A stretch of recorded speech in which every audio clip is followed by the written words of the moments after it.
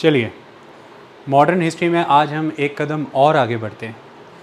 देखिए, हमने आपको प्रीवियस लेक्चर में अच्छे से समझाया कि जो इंडिपेंडेंस हमें अटेन हुई उसके ऊपर डिफरेंट फैक्टर्स को हमने क्रिटिकली असेस किया। जिस टॉपिक का नाम हमने रखा अटेनमेंट ऑफ इंडिपेंडेंस डिस्कशन, उसमें हर चीज़ हर बारीकी से हमें आपको समझाई। ये सभी पॉइंट्स हमने आपके सामने विस्तार से रखे। लेकिन आज उसी इंडिपेंडेंस की अटेनमेंट की आइडियोलॉजिकल डायमेंशन की तरफ बढ़ने का समय है, और अब हम करेंगे ideological dimension of the attainment of independence. ये सभी चीज़ें मेरे अब तक के 129 फुल फ्लेजेड मॉडर्न हिस्ट्री के लेक्चर में प्रत्येक पड़ाव पर मैंने समझाई हैं। लेकिन एक छात्र के तौर पर और एक हिस्ट्री के टीचर के तौर पर, लर्नर के तौर पर, स्टूडेंट के तौर पर, किसी भी तौर पे आपको इसे कंसोलिडेटेड वे में भी कलेक्ट करना होता है। उसी दिशा में हमारा ये कदम है। तो हमारा टॉपिक है ideological dimension of the attainment of independence. इसमें पहला है scientific and firm understanding of colonialism.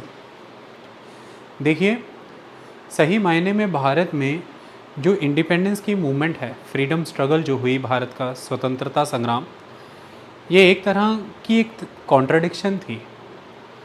ये कॉन्ट्राडिक्शन का केंद्र जो है वो यहाँ था कि जो कॉलोनियल पावर है, यानी कि ब्रिटिश, और जो इंडियन पब्लिक है, इन दोनों के इंटरेस्ट डिफ़र करते थे एक दूसरे से। और इन दोनों इंटरेस्ट में जो कॉन्ट्राडिक्शन है वो कॉन्ट्राडिक्शन आधार है स्वतंत्रता के संग्राम का, भारतीय आज़ादी का, इंडिपेंडेंस की मूवमेंट का।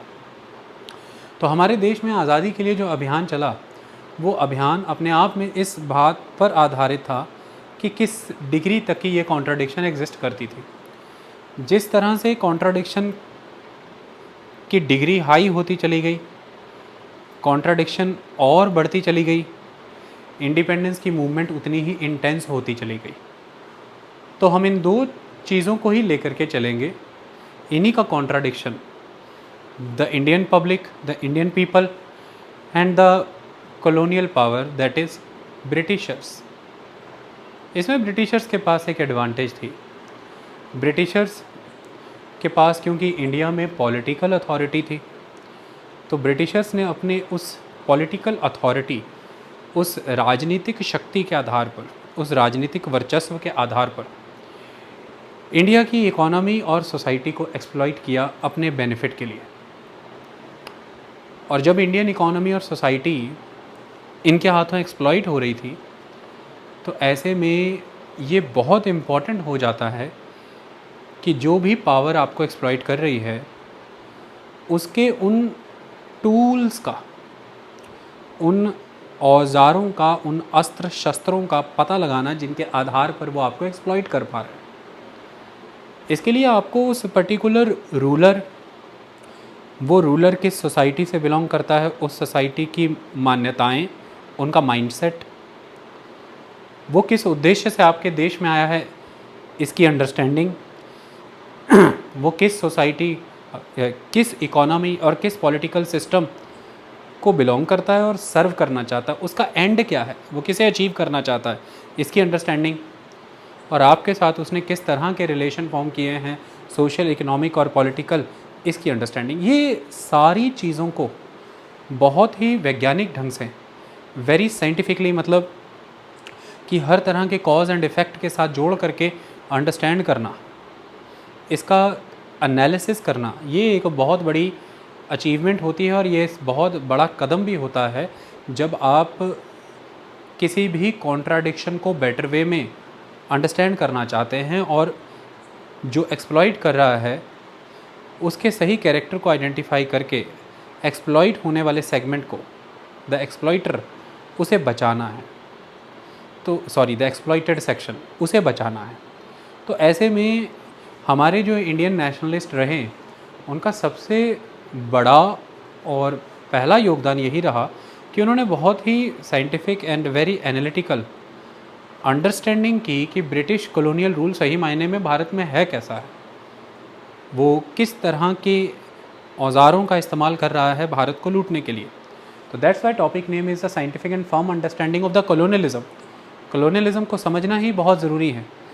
जब आपको समझ ही नहीं आएगा कि भाई सही मायने में ये कॉलोनियलिज्म है क्या, तो आप कभी भी ये समझ नहीं पाएंगे कि इसने जो आपके साथ पास्ट में किया उसके क्या क्या नेगेटिव इम्पैक्ट आप पर आए, और फिर ये अब फ्यूचर में किस डायरेक्शन में जाने वाला है। उसके पास्ट में किए सभी नेगेटिव एक्ट के बेसिस पर ही आप उसके फ्यूचर पाथ को अंडरस्टैंड कर सकते हैं, और इसी से आप उसकी डिग्री को अंडरस्टैंड कर सकते हैं। और वही डिग्री है जो आपको लोगों के सामने रखनी है, वही पास्ट एक्सप्लॉयटेशन है जो आपको लोगों को समझानी है। तो लोग आपके साथ आएंगे, एक मूवमेंट खड़ी होगी, और वही है इंडिपेंडेंस मूवमेंट, वही है मास स्ट्रगल। लेकिन उसके पहले उस कॉलोनियलिज्म की एक अंडरस्टैंडिंग ज़रूरी है, that too should be scientific. वो फिलॉसफिकल नहीं होनी चाहिए। फिलॉसफी इस बात पे आती है कि जब आपके सामने तथ्य पड़े हैं, उसको अब आप लोगों के साथ डिफरेंट प्लेटफॉर्म पे कनेक्ट कराएं, लोग उसके कई मीनिंग्स अंडरस्टैंड कर पाए। वहाँ पर आपकी दार्शनिकता कार्य आती है। लोगों के अंदर चेतना जगाने में, आत्मविश्वास जगाने में आपकी फ़िलॉसफी रोल प्ले करती है। लोगों के मॉरल वैल्यूज़ एथिक्स को जगाने के लिए फ़िलॉसफी का रोल है। लेकिन to understand something in a concrete sense with all the logical rational interpretation, we need to follow the scientific approach, और वही यहीं पर की गई। तो ऐसे में जो हमारे देश में 20th सेंचुरी के पहले, 1900 की बिगनिंग के पहले ही, ड्यूरिंग द 19th सेंचुरी पर्याप्त एविडेंसेस के साथ और बहुत ही अच्छे वे में हमारे जो उस समय के एनलाइटेंड मॉडर्न थिंकर हुए हैं, जिनमें से काफ़ी इंडियन नेशनल कांग्रेस से बिलोंग करते थे, जिन्होंने कंट्री में एक पॉलिटिकल अवेकनिंग का काम किया, उन्होंने ब्रिटिश कॉलोनियल रूल के कैरेक्टर को अच्छे से समझ लिया था। ऐसे में तीनों आइडियोलॉजिकल माइंडसेट्स, तीनों लॉजिकल स्टेप्स जो ब्रिटिशर्स ने अपनाए भारत में, स्टेप बाय स्टेप ग्रेजुअली उनको आइडेंटिफाई करके जनता के सामने रखा हमारे उन स्वतंत्रता सेनानियों ने, जिनमें से सबसे पहला ब्रिटिशर्स का इकोनॉमिक फील्ड में स्टेप था। इस पे मेरे बहुत डिटेल में पहले लेक्चर है, इकोनॉमिक एक्सप्लॉयटेशन और अदर एस्पेक्ट में। पहला लॉजिकल स्टेप क्या रहता है कॉलोनियल स्टेट में, जब हम बात करते हैं कि वो आपकी कंट्री में आते हैं, तो प्लंडर है, बहुत हैवी टैक्सेशंस हैं।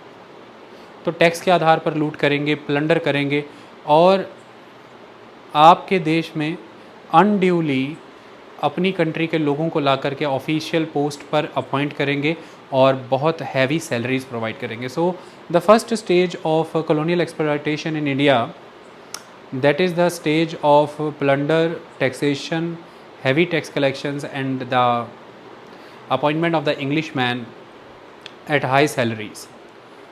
इसके बाद बिगनिंग होती है सेकंड स्टेज की, जब आप काफ़ी मजबूत हो जाते हैं और आपकी कंट्री मैन्युफैक्चरिंग में बहुत आगे बढ़ जाती है, तो फिर अनइक्वल ट्रीटमेंट प्रोवाइड किया जाता है उस इंडस्ट्री को जिस पर आप रूल कर रहे हैं। उसके साथ आप हमेशा डिप्रीवेशन की सिचुएशन बनाए रखेंगे, उसे हमेशा डिसएडवांटेज में रखेंगे, किसी तरह का समर्थन या सपोर्ट नहीं देंगे, और जिस इकोनॉमी से आप बिलोंग करते हैं उसे आप हमेशा सपोर्ट करेंगे। इसके उदाहरण के तौर पर, जैसे जब रेलवे भारत में आया, तो जो इंडियन इंडस्ट्रियलिस्ट थे, उनके जो प्रोडक्ट्स थे उनके ऊपर माल भाड़ा दुगना लगा करता था। जो इंडियन इंडस्ट्रियलिस्ट हैं, उन्हें जो बैंक लोन देते थे उस पर ब्याज की दरें दुगनी तिगनी रहा करती थी। पहले तो पैसा लोन पे देते ही नहीं थे, जब देते थे तो दुगनी तिगनी ब्याज की दर पर देते थे। जो इंश्योरेंस कंपनीज़ हैं, इंडियन कार्गोज़, इंडियन प्रोडक्ट्स को इंश्योर करने के लिए दुगना तिगना प्रीमियम चार्ज करते थे। तो इस तरह से financial sector, freight carriage sector, cargo sector आपने अपनी इंडस्ट्री के फेवर में यूज़ किया और इंडियन इंडस्ट्री के अगेंस्ट यूज़ किया।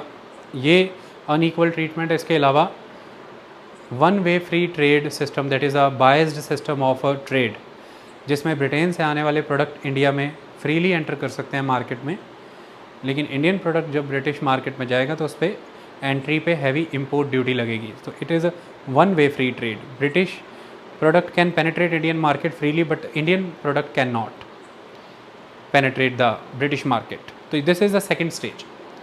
And the third stage, the heavy investment by the European merchants, traders, business houses in the colonial economy. So इसे कहते हैं the stage of mercantile exploitation, mercantile capitalism. तो ये वाला तीसरा फेज़ जिसमें आप रेलवे लाने के नाम पर पैसा इन्वेस्ट कराएंगे यूरोपियन का, दिखता है कि प्रॉफिट नहीं भी है, फिर भी उन्हें गारंटीड रिटर्न प्रॉमिस करेंगे इंडियन ट्रेजरी से। आपने स्टेट स्पॉन्सर्ड रेलवे नहीं दिया। देश की सरकार जो है भारत में उस समय अंग्रेज़ों की, वो अपने खर्चे से रेलवे नहीं ला रही है, यानी कि पब्लिक रेलवे नहीं है, प्राइवेट रेलवे है। उसका कारण है कि अपनी कंट्री के जो बिग इन्वेस्टमेंट हाउसेस हैं उनका इन्वेस्टमेंट कराना है, और क्योंकि उन्हें नुकसान होने वाला है यहाँ पर, तो इसके लिए उन्हें गारंटीड रिटर्न दिलाना है। और अगर खुद यहाँ पर सरकार रेलवे लेकर के आती तो सरकार को नुकसान होता। सरकार वो नुकसान क्यों नहीं झेलना चाहती? क्योंकि वो जो भारत का कोष है, वो कोष सरकार ऐसा मानती है कि सरकार का अपना निजी हिस्सा है, निजी हक है। ऐसे में अगर उस कोष में से पैसा खर्च के भारत के लिए रेलवे लाएंगे तो उसका लाभ तो भारतीयों में मिल जाएगा। तो कौन सा तरीका ढूंढें कि इस कोष को लूटा जाए? तो दिखता है कि रेलवे नुकसान में रहने वाली, तो अपने उद्योगपतियों को कहा कि भैया आप रेलवे में इन्वेस्ट करिए, आपको हम गारंटीड रिटर्न देंगे, हमारा पर्पस सॉल्व हो जाएगा। हमें रेलवे चाहिए for economic exploitation and strategical purpose, for the movement of the troops, for the movement of the defence personnel, और आपको हम भारतीय कोष में से डायरेक्ट गारंटीड रिटर्न दे देंगे। तो आपकी कमाइयाँ भी चोखी होंगी, आपके पास इतना पैसा पड़ा, आप भारत में लगाइए। तो ये तीसरा फेज़, इसे बहुत ही खूबसूरती से उस समय में अंडरस्टैंड किया गया, और इस अंडरस्टैंडिंग के बेसिस पर आपने एक क्रिटिकल असेसमेंट जो प्रिपेयर किया कॉलोनियल नेचर का, कॉलोनियल कैरेक्टर का, उसे फिर लोगों के सामने रखा, और लोगों को फिर जागरूक करने की दूसरी स्टेज बिगिन हुई। लेकिन पहली स्टेज इसकी अंडरस्टैंडिंग बहुत ज़रूरी है। तो जो नेशनल मूवमेंट है, उस नेशनल मूवमेंट में सबसे मेन चीज़ ये रहती है कि पहले आप कॉलोनियलिज्म को अंडरस्टैंड करें ओवरऑल लेवल पर, फिर आपकी पर्टिकुलर कंट्री में कैसा कॉलोनियल रिलेशन फॉर्म हुआ है उसको आइडेंटिफाई करें, और जब आप इसे आइडेंटिफाई कर लेते हैं तो इसके जितने भी नेगेटिव्स हैं उनको साइंटिफिकली लोगों के सामने रख के इसे काउंटर करने के लिए एक एंटी कॉलोनियल आइडियोलॉजी प्रिपेयर करें। तो to fight back the colonialism, what is the logical step is to develop the anti colonial ideology, और फिर ऐसे में इस एंटी कॉलोनियल आइडियोलॉजी के पीछे अधिक से अधिक लोगों का समर्थन लेने की कोशिश करें, प्रयास करें, ताकि आप कॉलोनियलिज्म को काउंटर कर पाए। और अधिक से अधिक लोगों का समर्थन यहाँ पे मिलेगा जब अधिक से अधिक लोग इसे समझ पाएंगे कि ये असल में एंटी कॉलोनियल आइडियोलॉजी है क्या, ये कॉलोनियलिज्म के नेगेटिव्स को दिखाने वाली आइडियोलॉजी है और उसे ख़त्म करके पॉजिटिव्स बताने वाली आइडियोलॉजी है। तो हमें इसके साथ आना है, क्योंकि हम सफ़र हो रहे हैं इन्हीं नेगेटिव्स की वजह से। तो ब्रिटिशर्स का जो रूल है उसमें से अन ब्रिटिश एलिमेंट्स को आइडेंटिफाई करके बताना, that is the anti colonial stand to counter the imperialism. ये कोशिशें यहाँ पर बड़े स्तर पर की गई। तो सारी नेशनल मूवमेंट फोकस कराई गई इस बात पर कि एक स्ट्रॉन्ग एंटी कॉलोनियल आइडियोलॉजी है, और उसमें हमने ब्रिटिशर्स के भारत को लूटने के इन तीनों चरणों का पता लगाया, 3 डिफरेंट फेजेस का, और उसमें उन फेजेस में क्या क्या फैक्टर्स रोल प्ले करते हैं, कैसे एग्जीक्यूट होते हैं, बारीकी से हमने उसको पता लगाया और आपके सामने किताबें रखी हमने। तो दादा भाई नौरोजी की poverty in the un British rule in India, उसने बहुत बड़ा रोल प्ले किया और बड़े पैमाने पर लोगों को इसी के फेवर में जोड़ने का प्रयास किया गया अंग्रेज़ों के विरोध में, और अंग्रेज़ी सरकार को भी इस पर झकझोड़ा गया। ये एक इम्पॉर्टेंट बात है। ये जो आपने एक आइडियोलॉजी प्रिपेयर की है, ये इकोनॉमिक क्रिटिक आपने जो ब्रिटिशर्स का प्रिपेयर किया है, ये फिर और एक बड़े स्केल पर काम करता है आफ्टर द 1918। एक तो गांधी जी एंटर होते हैं तो मास मूवमेंट है, और दूसरा भारत में सोशलिस्ट कम्युनिस्ट ट्रेंड बिगिन हो जाता है, और ये जो मार्क्सिस्ट आइडियोलॉजी है इसके पास जब ये पूरी की पूरी साइंटिफिकली ऑब्जर्व्ड स्टडी होती है कॉलोनियलिज्म की, तो फिर ये बड़े स्तर पर वर्कर और पीजेंट के बीच काम करके इस एंटी कॉलोनियल आइडियोलॉजी को समर्थन देते हुए बहुत बड़े लेवल पर डायरेक्ट एक्शन लॉन्च करते हैं इंपीरियलिज्म के खिलाफ, तो इंपीरियलिज्म को नुकसान पहुंचता है। इसका सीधा सीधा एक लाभ तो ये होता है, जब आप इस तरह से साइंटिफिक वे में किसी भी कॉलोनियल थॉट, किसी भी कॉलोनियल अप्रोच को काउंटर करते हैं, इससे आप वहाँ की जो ब्रिटिश सोसाइटी है उसका कैरेक्टर और नेचर आइडेंटिफाई कर पाते हैं। कैरेक्टर यहाँ पर ये समझ आ रहा है कि ब्रिटिश सोसाइटी इस बात से ओतप्रोत है कि भाई वो बहुत ही सिविल लॉज, सिविलाइजेशन को प्रेम करने वाला समाज है। उन्होंने अपना एक चित्रण ऐसा कर रखा है दुनिया के सामने कि भाई वो बहुत सभ्यताओं को प्रेम करते हैं, वो बहुत ही लॉ के मामले में आगे निकल चुके हैं, वो एक लोकतांत्रिक प्रक्रिया से चलने वाला मुल्क है, वो पूरे विश्व भर का विकास करना उसकी जिम्मेदारी पे है, वो लोगों को सिविलाइज करना चाहते हैं, ऐसी वो मान्यता रखेंगे, ऐसा एक उनका चरित्र। लेकिन सही मायने में खुद के वेस्टेड इंटरेस्ट को सर्व करना ही कोर में लाए करता है उस सोसाइटी के। तो ऐसे में प्रकृति ये है, नेचर ये है कि भाई आप जिस भी देश में जा रहे हैं उस देश में जाइए और उस देश का जो लोकल कस्टम कल्चर मैनर है, अमेरिका गए तो वहाँ का आदिवासी समाज जो झील, झरने, नदियाँ प्रकृति के साथ मिल कर के रह रहा है, अपने ही तरह के फॉरेस्ट प्रोडक्ट्स चुन के, उसकी खुद की एक इकोनॉमी है, उसका खुद का एक लाइफस्टाइल है।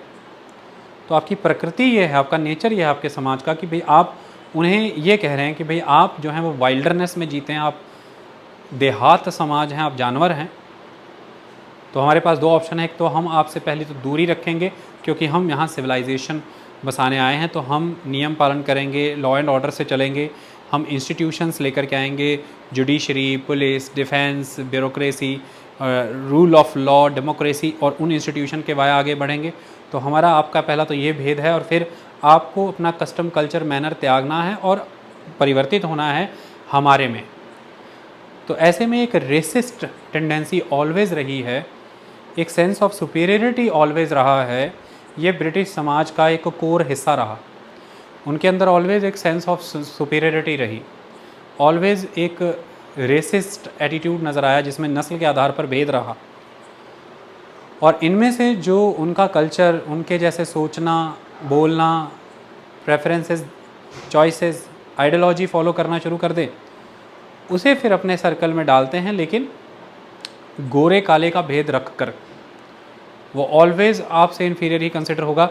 ये हर बार नज़र आया, चाहे आप सिविल सर्विसेज की बात करें कोवेनेंटेड अनकोवेनेंटेड में, चाहे आप डिफेंस की बात करें उसमें कमीशनड ऑफिसर तक इंडियंस नहीं जा सकते, चाहे आप जुडिशरी की बात कर लें, इंडियंस को यूरोपियन को ट्रायल करने की परमिशन नहीं थी, और चाहे आप टी.बी. मकौले की बात कर लें जिसमें वो ये कहते हैं कि एजुकेशन का पर्पज़ ये है कि हम भारत में इंग्लिश एजुकेशन के माध्यम से लोगों को पढ़ाएंगे और हमें भारत में रक्त और रंग से तो भारतीय, लेकिन टेस्ट, प्रेफरेंसेस, आइडियोलॉजी से, माइंडसेट से वेस्टर्न्स चाहिए। तो आप उनके कस्टम कल्चर मैनर को नर्चर नहीं करना चाहते, आप उन्हें अपने में परिवर्तित करना चाहते हैं, और जब तक ये ना हो जाए आप उनसे खुद की दूरी बना करके रखते हैं। ये हर जगह पर आपकी वाइट कॉलोनीज़ में नज़र आया, आपके न्यू टाउन्स में नज़र आया, आपके न्यू माल रोड्स में, न्यू सिविल लाइंस में, न्यू डिफेंस कॉलोनी और कैंटोनमेंट्स में नज़र आया। ये सेटअप आपके टाउन प्लानिंग से लेकर के आपकी लिटरेचर तक हर जगह नज़र आता है। तो ये समझना ही बड़ी बात थी उस समय में।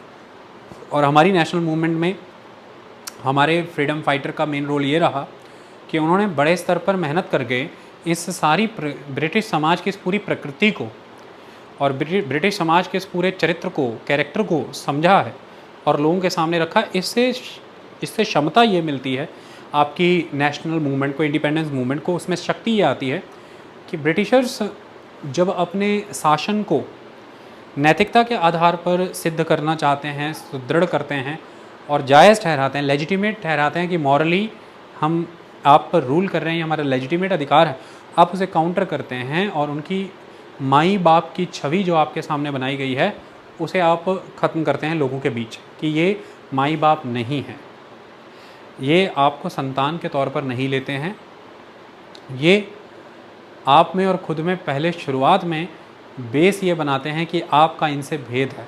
आप जाहिल हैं, आप पिछड़े हुए हैं, आप जंगली हैं, आप गँवार हैं, आप ऑर्थोडॉक्स हैं, प्यूरिटन कैरेक्टर रखते हैं।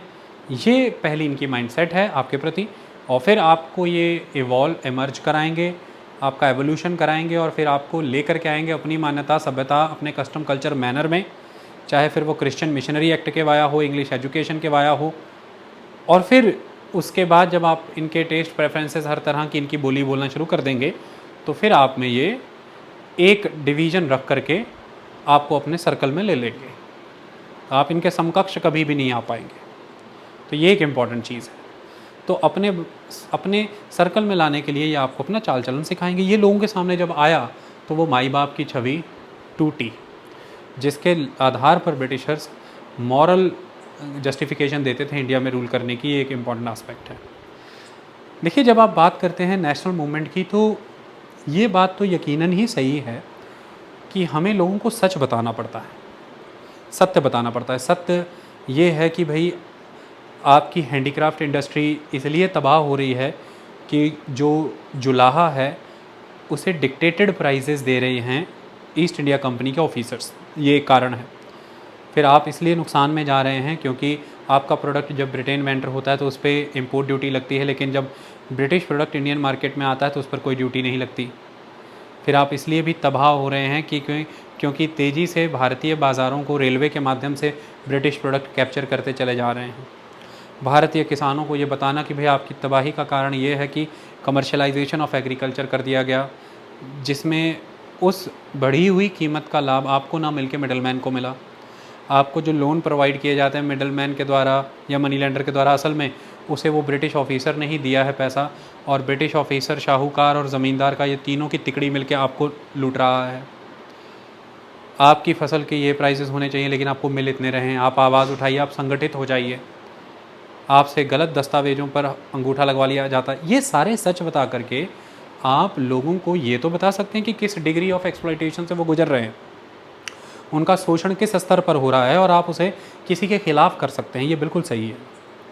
तो degree of exploitation, exploitative character of the relationship and the sufferings, इससे आप एक वर्ग को एक मूवमेंट में इन्वॉल्व करा सकते हैं, खड़ा कर सकते हैं। ये बड़ी चीज़ है।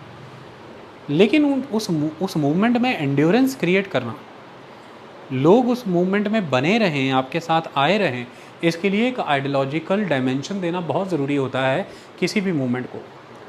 देखिए, जब आपको किसी को अपने साथ इस तरह से जोड़ना है कि आपको मेरे हक़ में वोटिंग करना है या आपको उसके खिलाफ वोटिंग करना है, आपको मेरे साथ आना है चुनाव में या आपको मेरे उसके खिलाफ जाना है चुनाव में, ये जो एक सपोर्ट है अपने हक़ में या किसी के खिलाफ दिलाना, ये it is very easy support.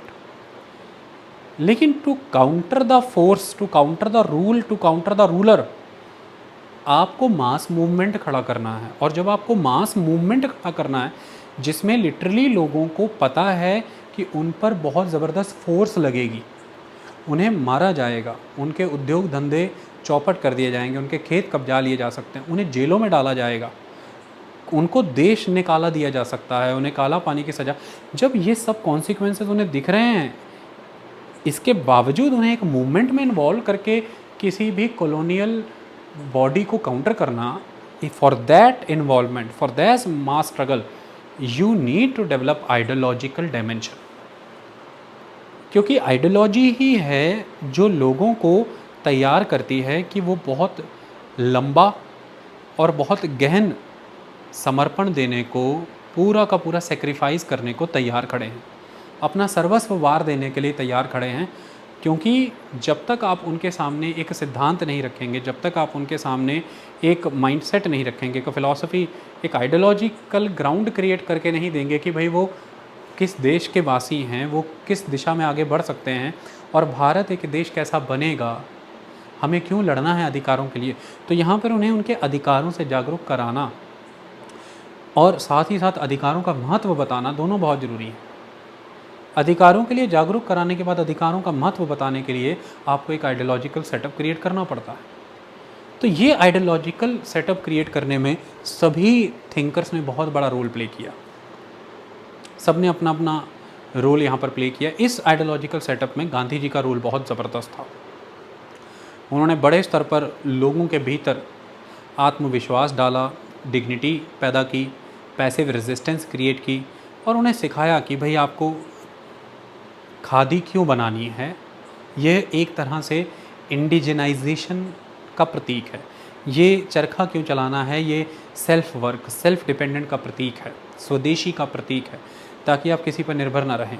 सत्याग्रह अपने भीतर की कमियों को ख़त्म करना है, एक पैसिव रेजिस्टेंस है, आपको खुद को रेजिस्ट करना है अपनी लस्ट, अपनी ज़रूरतें और नेगेटिव से, तो आप किसी का भी सामना कर सकते हैं। ये जो पूरा एक आइडियोलॉजिकल सेटअप क्रिएट किया गया, बाद में इसमें सोशलिस्ट कम्युनिस्टों ने बहुत बड़ा रोल प्ले किया, वर्कर को, पीजेंट को जागरूक किया।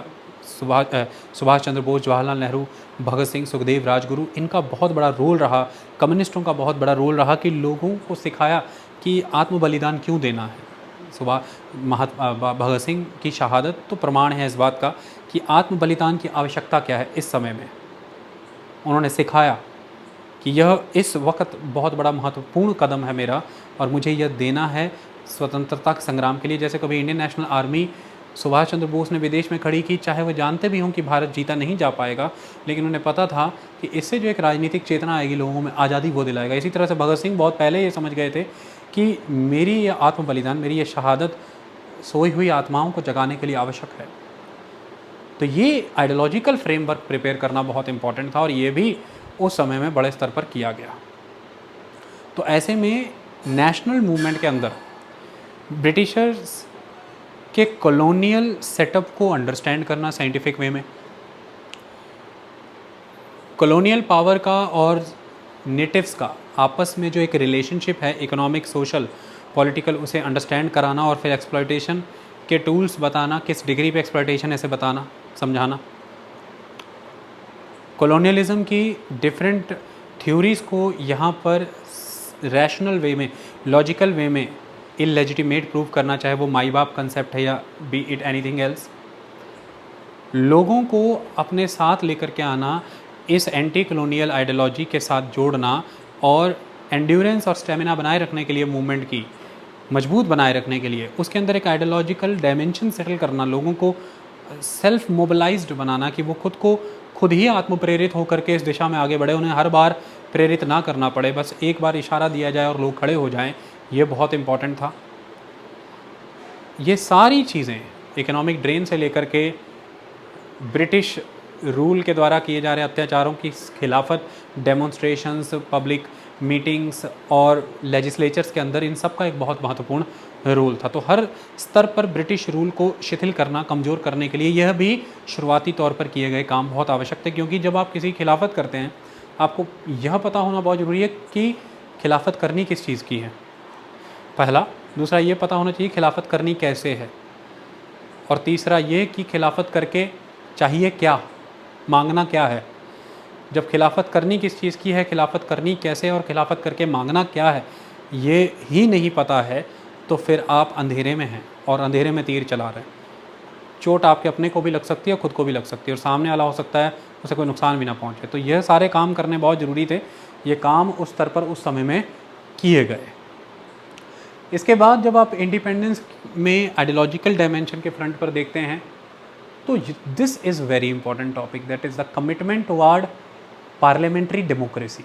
देखिए, इसमें आपको ये चीज़ समझनी ज़रूरी है कि कांग्रेस के द्वारा इंडियन नेशनल मूवमेंट में पहले दिन से ही पार्लियामेंटेरियन कंसेप्ट्स के ऊपर इंसिस्टेंस रही, बहुत फोकस किया गया इस चीज़ के ऊपर। ये महत्वपूर्ण चीज़ है।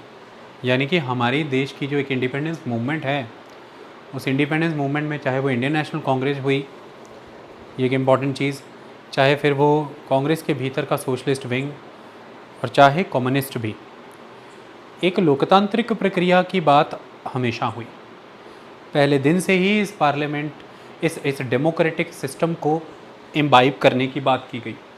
सो commitment towards the parliamentarian democracy, this is very important from the day one.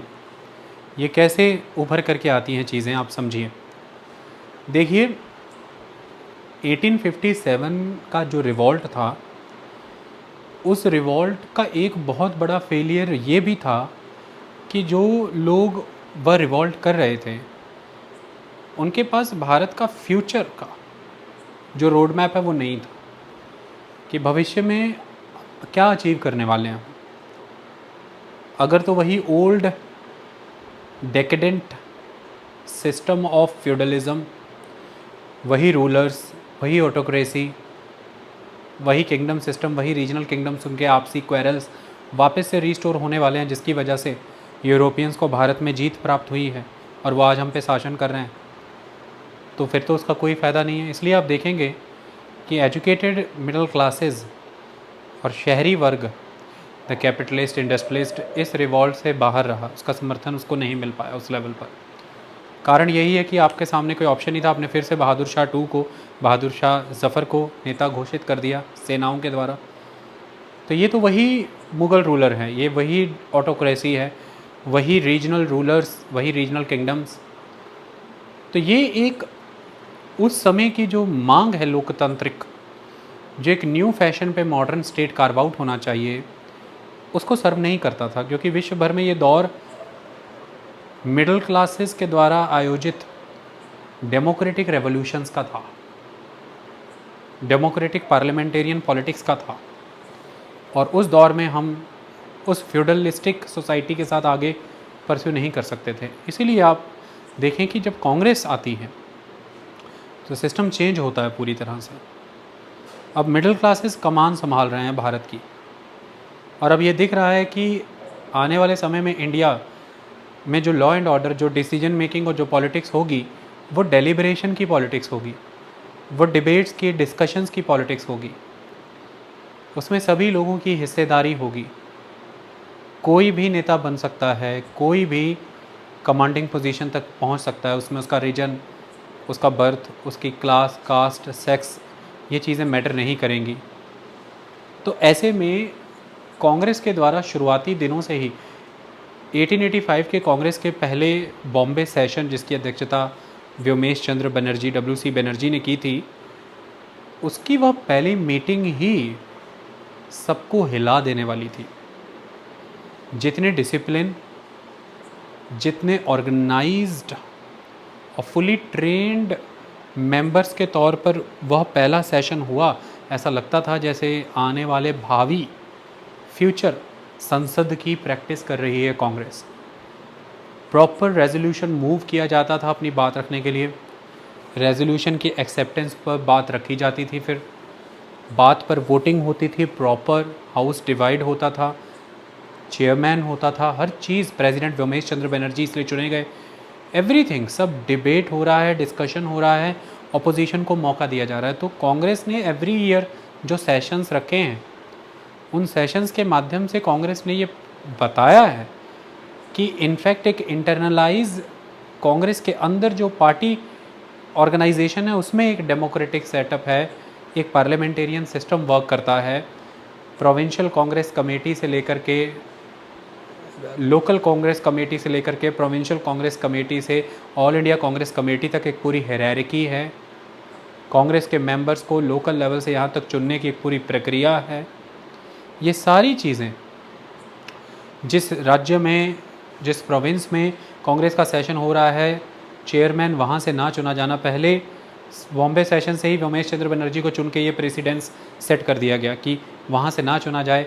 तो हर कदम में एक, कह सकते हैं आप, एक लोकतांत्रिक प्रक्रिया, और वो लोकतांत्रिक प्रक्रिया भी पार्लियामेंटेरियन फैशन टाइप, इसे प्रमाणित करने का काम कांग्रेस ने किया। लेकिन ये डेमोक्रेसी इम्पोर्टेड नहीं थी, ये पार्लियामेंटेरियन सिस्टम सीधे कह सकते हैं उधार लिए हुए नहीं थे। इंडियन कॉन्स्टिट्यूशन के बारे में भी आगे जब मैं आपको पढ़ाऊंगा तो उसमें भी जब आप पढ़ते हैं कि 60 देशों से वो लिया गया है, 60 कंट्रीज से उसे अडॉप्ट किया है, कॉन्स्टिट्यूशन के डिफरेंट कंसेप्ट्स को, और फिर उसे बहुत ही स्ट्रॉन्ग कंसेंसस एंड एकोमोडेशंस के 2 प्रिंसिपल्स लगा करके इंडियन सिचुएशन में अडेप्ट किया। तो जो भी आपने अडॉप्ट किया है उस पर 2 सिस्टम फिट किए, consensus and accommodations consensus amongst the member and accommodation of different mindset, different class, caste, region, society, everything, और फिर उसे इंडियन सिस्टम के अकॉर्डिंग अडेप्ट कराया है। तो वो डायरेक्टली बारगेन्ड, डायरेक्टली बोरोड नहीं है। तो इसी तरह से डेमोक्रेसी बोरोड नहीं है अपनी। इसीलिए आपके देश का लोकतंत्र इतना परिपक्व है, इतना बड़ा लोकतंत्र होने के बावजूद भी। इसलिए आज पार्लियामेंटेरियन सिस्टम इतना सुदृढ़ है, क्योंकि हमेशा से हमारे इंडिपेंडेंस मूवमेंट में रिस्पॉन्सिबल गवर्नमेंट की बात की गई। उस रिस्पॉन्सिबल गवर्नमेंट की रिस्पॉन्सिबिलिटी जिस लेजिस्लेचर के प्रति होगी, वो लेजिस्लेचर के मेंबर एडल्ट फ्रेंचाइज के बेसिस पे चुने जाएंगे, और वो भी यूनिवर्सल कैरेक्टर की होगी, यानी कि सभी एडल्ट मैन वुमेन को वोटिंग का राइट हो, कोई प्रॉपर्टी क्वालिफिकेशन ना हो, कोई एजुकेशन क्वालिफिकेशन की एलिजिबिलिटी की रिक्वायरमेंट ना हो, किसी तरह का क्षेत्र का, जात का, धर्म का, लिंग का भेद ना हो। तो एडल्ट फ्रेंचाइज हो on the basis of the universal character. इसके बेसिस पर लेजिस्लेचर्स बने और लेजिस्लेचर के प्रति ज़िम्मेदार सरकार बने, ताकि जनता के प्रति ज़िम्मेदार हो वो सरकार, क्योंकि जनता के नुमाइंदे बैठेंगे उन लेजिस्लेचर्स में आकर के। तो इसकी बात की गई, लेकिन बोरोड नहीं, सीधी इम्पोर्टेड नहीं, विदेशी डेमोक्रेसी नहीं। इसे हमेशा ही इंडियन एटमॉस्फेयर में इंटरनलाइज करने की, इसकी इंडिजनाइजेशन की पूरी प्रक्रिया लंबे समय से पालन हुई, और कांग्रेस के अपने हर सेशन में वो किया गया। कांग्रेस के रेजोल्यूशंस बहुत ही ज़बरदस्त वे में डिबेटेड होते थे। जितने भी मास इफ़ेक्ट करने वाले, जिन्हें आप कंट्रोवर्शियल रेजोल्यूशंस भी कह सकते हैं, उनमें बहुत ज़बरदस्त चर्चा हुआ करती थी, फिर वोटिंग हुआ करती थी, मत विभाजित होता था। जैसे कलकत्ता सेशन में 1920 में निर्णय लिया गया कि भाई नॉन कॉपरेशन मूवमेंट होगा, बहुत ज़बरदस्त डिबेट हुआ उसमें, फिर वोटिंग हुई और फिर मेजॉरिटी वोट के साथ वो निर्णय पास हुआ। जैसे 1929 में गांधी जी के द्वारा प्रपोज़ किया गया कि भाई वाइस रॉय की ट्रेन पर बम फेंकने को मैं क्रिटिसाइज़ करता हूँ, उस पर बहुत ज़बरदस्त वोटिंग हुई और उसके ऊपर बहुत ज़बरदस्त डिबेट हुई, फिर वोटिंग हुई, बहुत कम मार्जिन से वो रेजोल्यूशन गांधी जी के हक़ में पास हो पाया, बहुत कम मार्जिन। इससे गांधी जी को, कांग्रेस को क्या पता चल रहा है कि देश का मूड क्या है, देश का मूड किधर चल रहा है, ये बड़ी बात है। चाहे उनकी बात, रेजोल्यूशन उनका पास हो गया, लेकिन ये दिख रहा है उनको कि सिर्फ उनका ओपिनियन ही देश का ओपिनियन नहीं है। ये साबित भी होता है 1941 के दौरान जब इंडिविजुअल सत्याग्रह करना था, तो वो ये कह भी रहे थे कि मैं अंग्रेज़ों के सामने शर्तें नहीं रखना चाहता हूँ युद्ध में उनका समर्थन करने के लिए। अगर मेरा निजी राय पूछे तो मैं बिना शर्तों के समर्थन करना चाहता हूँ। लेकिन गांधी जी उस समय ऐसा नहीं कर पाया, उन्हें शर्तें रखनी पड़ी अंग्रेज़ों के सामने कि अभी प्रोविजनल गवर्नमेंट दीजिए और युद्ध के बाद आज़ादी, क्योंकि माहौल बदला हुआ था। देश एग्जैक्ट वो नहीं सोचता था जो गांधी जी सोचते थे। ये भी खूबसूरती देखिए आप, गांधी जी के पीछे हम हैं, लेकिन सही मायने में गांधी जी की सोच भी तानाशाही, और गांधी खुद तानाशाही भी नहीं हो सकते। यह भी देश के स्तर पर हर बार आता था जब हर एक रेजोल्यूशन बहुत हीटली डिबेटेड होता था कांग्रेस के सेशंस में। ठीक इसी तरह से 1942 में कांग्रेस, गांधी जी का क्विट इंडिया मूवमेंट का जो रेजोल्यूशन था, उस क्विट इंडिया मूवमेंट रेजोल्यूशन में 13 ऑल इंडिया कांग्रेस कमेटी के 13 कम्युनिस्ट मेंबर ने उसकी खिलाफत की। और गांधी जी ने जब दिल्ली चलो आंदोलन वहाँ पर छेड़ा है, चलो दिल्ली आंदोलन जब वहाँ पर छेड़ा है, उसकी जो डिबेट दी है, इसकी स्पीच दी है, उस दौरान गांधी जी ने उन 13 कम्युनिस्ट मेंबर्स को ये कहा कि भाई मैं बहुत खुश हूँ कि आपने इसकी खिलाफत की, क्योंकि पिछले 20 साल से हम ये प्रयास कर रहे हैं कि हम कितनी भी माइनॉरिटी में हों अपनी सोच को लेकर के, हमारा संख्या बल कितना भी कम हो, लोग हम पर कितना भी हंसें, हमें टलना नहीं है, हमें हटना नहीं है, हमें डरना नहीं है, हमें अपनी बात रखनी है। ये करेज है, बात रखने का करेज है। ये आता है कि हम हमारी कन्विक्शन का लेवल क्या है, और इसी से आपका स्टेचर राइज होता है, क्योंकि पता लगता है कि आपकी सोच का, आपका स्तर का, आपके हौसले का, स्टेबिलिटी का लेवल क्या है, आप कितने कन्विंस्ड हैं अपनी अप्रोच से, अपनी आइडियोलॉजी से, अपने कंसेप्ट से, और आप उसके साथ कितनी विपरीत परिस्थितियों में टिके रह सकते हैं। कहते हैं मैं तो खुश हूँ आपने ऐसा किया, पिछले 50 साल से जो मैं प्रैक्टिस कर रहा हूँ आपने भी उसे ग्रहण अपनाया, मैं इस बात पर आपका धन्यवाद करता हूँ। गांधी जी ने ये स्टेटमेंट दी, तो इस चीज़ को हमेशा प्रमाणित किया गया। आप खुद देखिए कांग्रेस के अंदर ही सोशलिस्ट आइडियाज़ के साथ नेहरू और सुभाष चंद्र बोस एग्जिस्ट कर रहे हैं। ये भी एक तरह की डेमोक्रेटिक अप्रोच ही है कि डिफरेंट आइडियोलॉजीज़ को जगह है। आप देख सकते हैं एक समय ऐसा भी आया 1939 त्रिपुरी सेशन में कि सुभाष चंद्र बोस पट्टाभी सीतारमैया से जीते हैं, कम मार्जिन से ही जीते हैं लेकिन वो जीते हैं।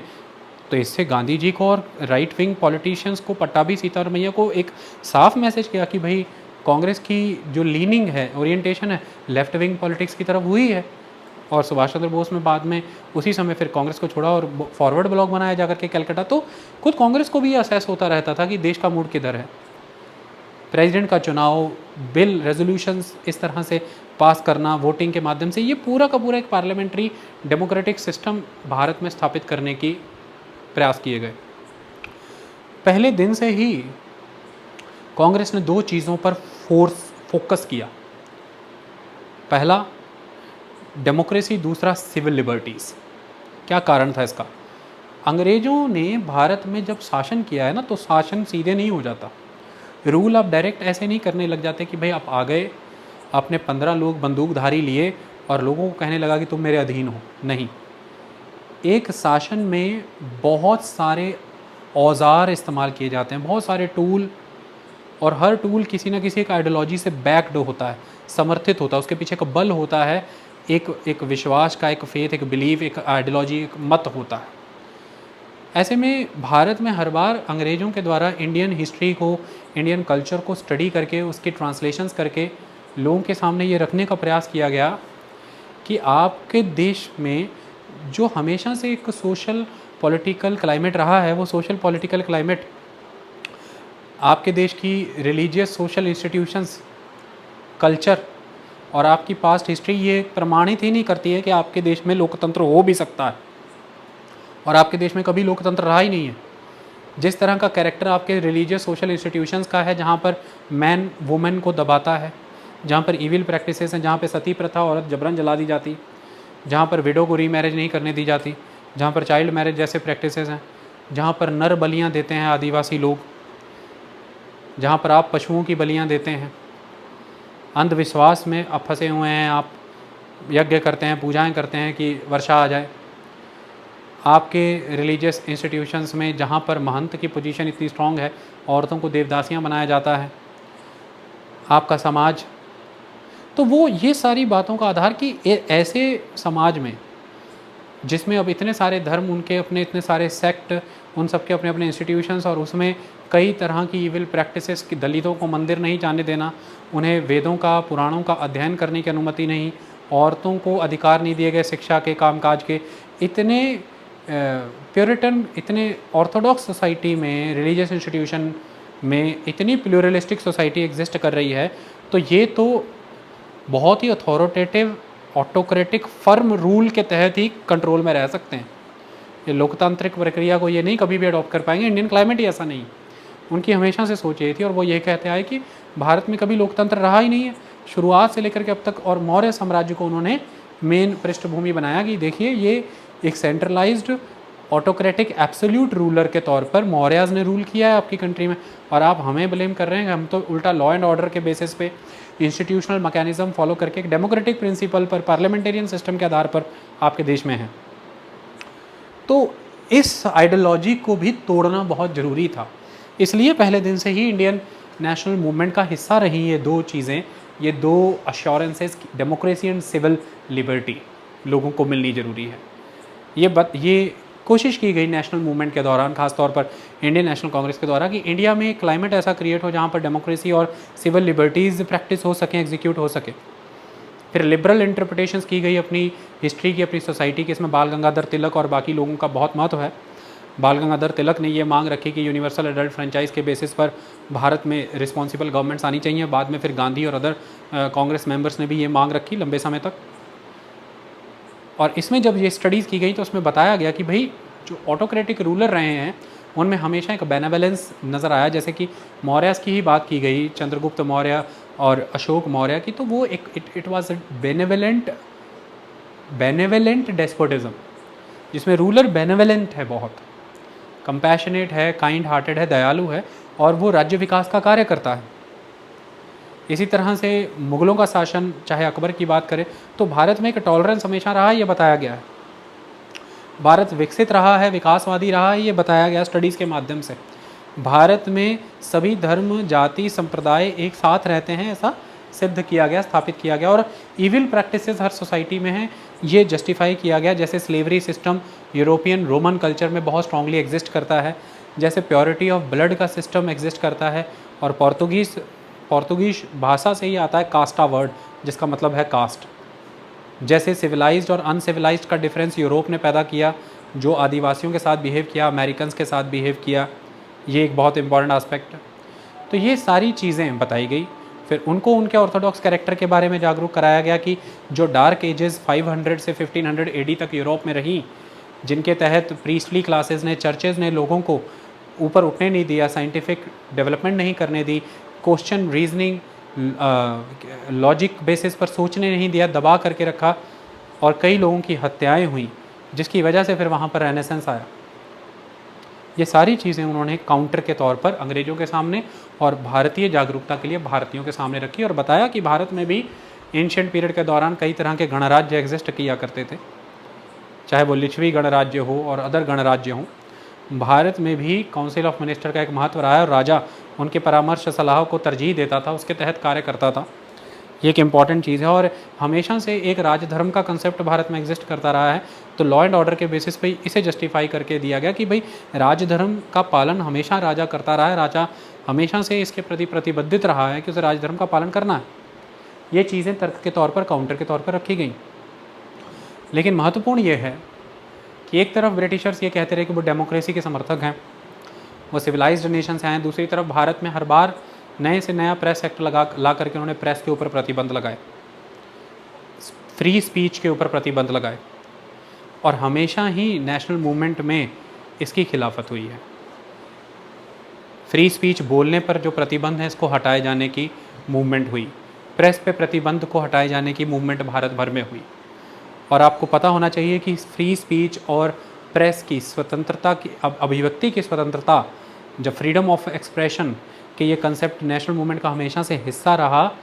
इसलिए आप देख सकते हैं कि 1941 में जो इंडिविजुअल सत्याग्रह हुआ है, उस इंडिविजुअल सत्याग्रह में विनोबा भावे रहे हों, चाहे जवाहरलाल नेहरू रहे हों, चाहे ब्रह्मदत्त रहे हों, उस इंडिविजुअल सत्याग्रह का आधार ही ये था कि भाई आपको लोगों के बीच जाना है और वहाँ जा कर के आपको फ्री स्पीच देनी है, लोगों को बताना है कि हम विश्व युद्ध में शामिल इच्छा से नहीं हुए, ब्रिटिशर्स ने हमें जबरन किया है और ये गलत है। तो वो फ्री स्पीच के लिए किया गया सत्याग्रह था। ये बहुत बड़ी चीज़, 25,000 लोगों ने खुद का अरेस्ट दिया। तो अभिव्यक्ति की ये जो स्वतंत्रता है, फ्रीडम ऑफ एक्सप्रेशन, इसे बहुत तरजीह दी गई है, बहुत इम्पोर्टेंस दी गई है। इसलिए आप देखें प्रत्येक स्वतंत्रता सेनानी के द्वारा बड़े प्रयास करके कभी मैगजीन्स, कभी जर्नल, कभी न्यूज़पेपर आते रहे। ये एक इम्पॉर्टेंट आस्पेक्ट है। तो इसके लिए जो पार्लियामेंटेरियन सिस्टम है, जो डेमोक्रेटिक सिस्टम है, वो ऑलवेज़ ही एजेंडे पे रहा नेशनल मूवमेंट के, और 1861 के इंडियन काउंसिल एक्ट से ही लगातार इंडियंस को गवर्नमेंट का हिस्सा बनाए जाने की बातें होती रहीं। इंडियनाइजेशन की जाए सिविल सर्विसेज की, डिफेंस की, इसे लोकतांत्रिक पैटर्न पर आगे बढ़ाया जाए, इसकी बात होती रही। और फिर आपने 1892, 1909 और फाइनली आपने देखा फिर 1919 में चुनाव के माध्यम से प्रोविंसेस में एक सेमी ऑटोनॉमस कैरेक्टर आया और डायरकी लागू हुई, और फाइनली 1937 में फुली ऑटोनॉमस प्रोविंशियल इलेक्शंस हुए। तो एक सेल्फ रिस्पॉन्सिबल गवर्नमेंट, एक constituent assembly for the constitution making, universal adult franchise, ये सारी चीज़ें हमेशा से ही हिस्सा रही भारतीय स्वतंत्रता आंदोलन का, और भारतीय आज़ादी के लिए जो मुहिम छेड़ी गई उसका। ये महत्वपूर्ण एस्पेक्ट है। तो ये जो आइडियोलॉजिकल डायमेंशन था कि democracy, parliamentarian system, civil liberty, free speech, यह भी आज़ादी ही है।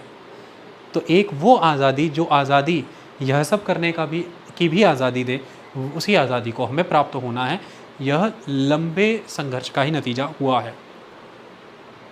डिफेंस ऑफ सिविल लिबर्टीज़, देखिए डिफेंस ऑफ सिविल लिबर्टीज़, जैसा कि मैंने अभी आपको कमिटमेंट टुवर्ड्स पार्लियामेंट्री डेमोक्रेसी में समझाया, सिविल लिबर्टीज़ को लेकर के हमेशा से ही हमारी इंडियन नेशनल मूवमेंट बहुत फर्म और डिसिप्लिन्ड रही। शुरुआत से ही ब्रिटिशर्स के द्वारा इन सिविल लिबर्टीज़, जिनमें freedom of speech, freedom of press और फ्रीडम ऑफ एसोसिएशन।